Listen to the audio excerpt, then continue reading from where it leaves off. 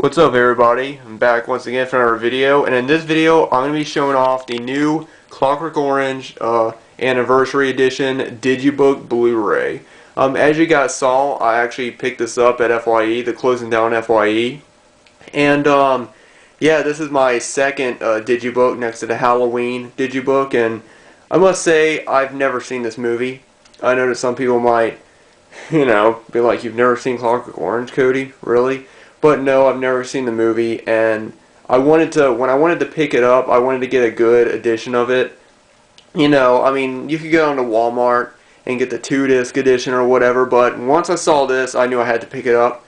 I got this for $12. I know that on over at Best Buy they had it on sale for $10, but I mean, it was there, and it was only an extra $2, so I figured I might as well go ahead and pick it up.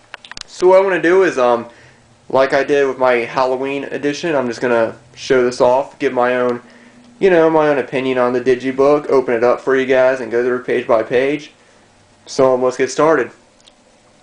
The first thing is, here's the, the cover. Great shot of Malcolm McDowell right there, Alex with the cup of milk. Really cool.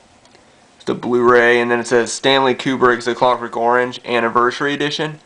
It doesn't say what anniversary it is, and I can't remember right now, but I will put the, I'll put it in the title what anniversary it is, but I kind of wish it said, like, old 10th anniversary or 15th anniversary or whatever, But it just says Anniversary Edition.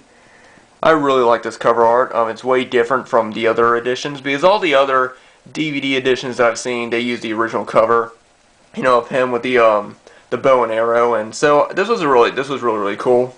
I love when they use different artwork sometimes, Just the spine right there. Just says Stanley Kubrick's Clockwork Orange Anniversary Edition. And then the back is really great. I love that artwork on the back. I think that's probably my favorite thing about this Digibook. I kind of wish this was available on Steelbook, because that would make a great back for a Steelbook as well. But yeah, really great artwork of the 4 guys walking there and the sun sort of behind them. It's really nice. And then right here, this is just a little paper that came on it. It's talking about this edition, what it comes with, 2 discs.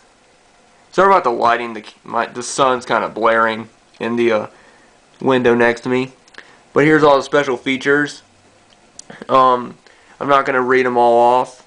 But, if you want to, you just freeze this and read them all off, or, you can look it up. Yeah, there that is. Turn it over, and I'm going to just open up this bad boy. Now, the first thing is, well, first, here's the digital copy thing, which I care nothing about. Nothing on the back. Now, the first thing you see is the Blu-ray disc right here. Malcolm McDowell on the front of it. Sorry, let me move it over a little bit into the light better. There we go. On the front of it, and I love the orange color of the paper right here. It just goes great with it. I kind of wish that the Blu-ray banner at the top was orange as well. I thought that would have made a really a nice, nice little touch to it. But there's the first disc of the Blu-ray. Then there's Alex, once again, Malcolm McDowell. There's a quote by him. I'm not going to read off the quotes, but like I said, you guys can look it up what it says. There's another shot of them walking, and the guy laying there dead. Stanley Kubrick's The Clockwork Orange. Malcolm McDowell right there. That's an awesome picture right there. Just him in the car.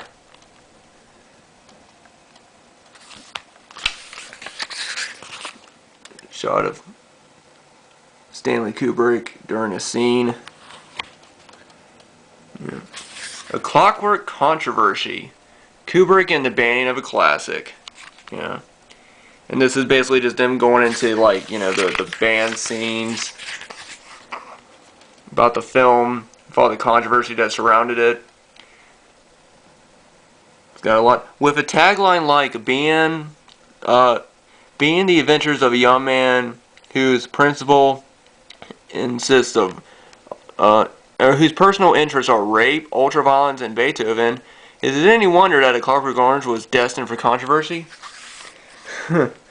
Yeah, you can tell you put that right on the front. Oh, this movie's got, yeah, it's got like rape and stuff. Of course, you know, the censors really didn't like that. Again, sorry about the glare, but if I zoom in a little bit, you guys can see it better. Another shot right there. And there's shots down at the bottom, more text. There's the same picture, which I'm kind of wish that they use a different one. I don't like when they put the same picture. There's that one, that like infamous shot, infamous scene. Even though I haven't seen this movie full, is what I should say. I have seen parts of it, like on TV, and then, you know, so I know what the movie's about, and I've seen some of it. I just haven't seen like the whole thing, you know. But now I can finally see the whole thing, you know. So I know what it's mostly about, you know, and everything.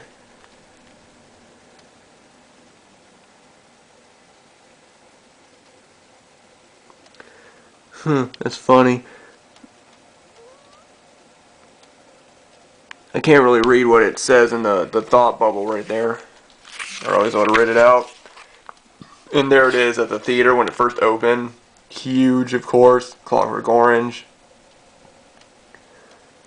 There's a poster around it. This picture is rated X. Yeah, so this was back when the film got an X rating when it was first released.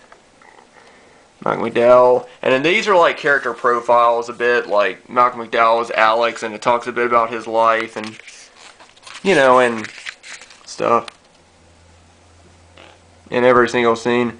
Sorry, my foot just squeaked on the floorboards beneath. The floorboards are really, the floorboards in my room are really squeaky. You guys can't tell in the background, so if you hear like some squeaky noise, it's my floorboards. Michael Bates. And then the blue banners right down here are like, they talk about different films that they've been in. And then of course Stanley Kubrick, writer, producer, director. Should also put legend next to there. And then there's like a list of his films. It's red, so you can't really read it, but yeah, it's just a list of like pretty much all of his films from 1953 to 1999. And then another great shot of the whole crew.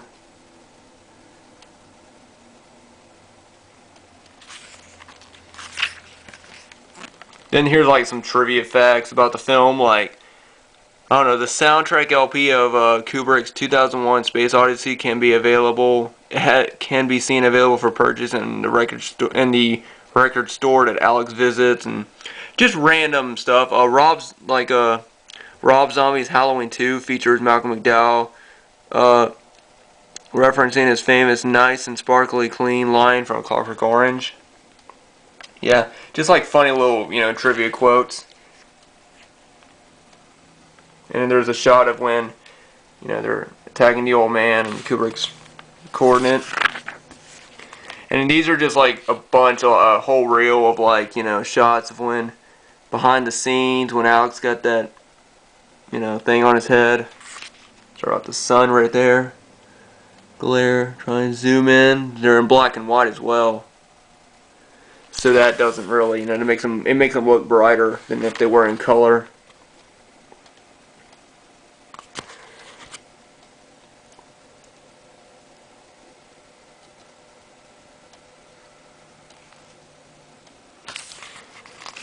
Alright.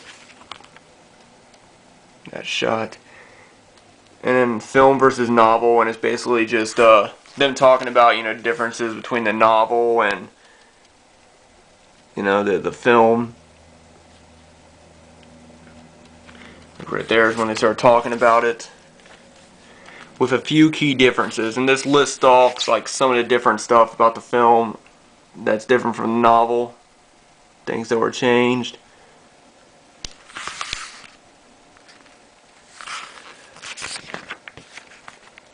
That's a great shot right there.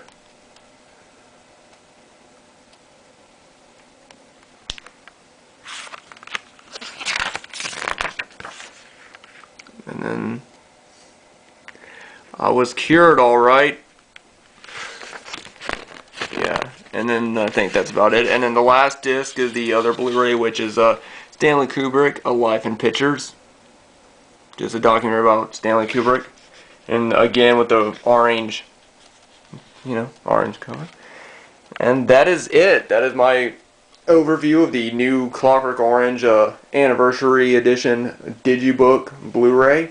Well, not really new. I'm not sure how long this has been out, but it's new for me. But yeah, if I had to rate this whole thing, I'd definitely give this maybe a 4 out of 5. I really think it's a really great digibook. It's got a lot of great information, a lot of great pictures. I love the cover of it. I love the back of it. Just the whole thing is just great. And if anybody hasn't picked this up yet and is a fan of this movie, I definitely recommend it, because it's definitely worth the price, especially if you can get it for $10. I'm not sure how much it is like at other places, but if you can get it for $10, then I highly recommend it. But yeah, guys, that was my overview. I'm probably going to be heading back to FYE one more time this week. They're actually closing this coming up Monday, so my next update from them will be the last time, which, as I've said, it's sad that they're closing, but I'll try to pick up at least another digibook. But till then, guys, thanks for watching, thanks for subscribing, and yeah, I'm just singing in the rain. Singing in the rain.